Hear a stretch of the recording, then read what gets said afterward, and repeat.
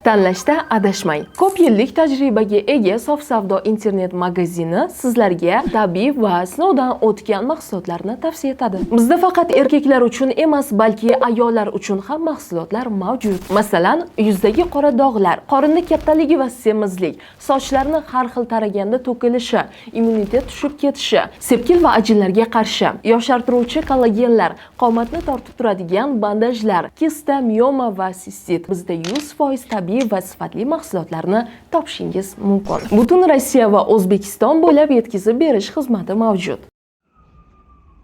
Assalomu alaykum aziz muxlis. Ukrainada urushda dronlar tinch aholiga ko'proq hujum qilmoqda.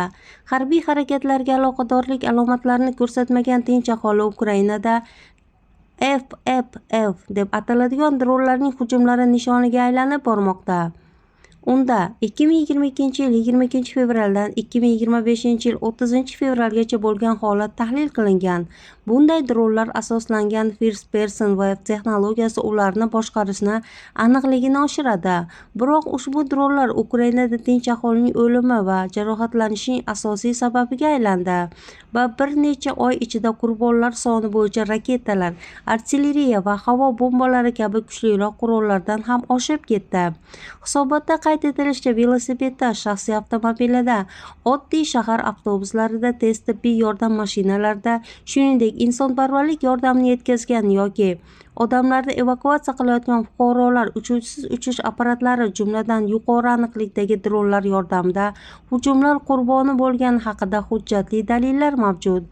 Odamlar yurish paytida yoki o'z uylari yaqinida ko'chada bo'lganlarida hujumga uchragan.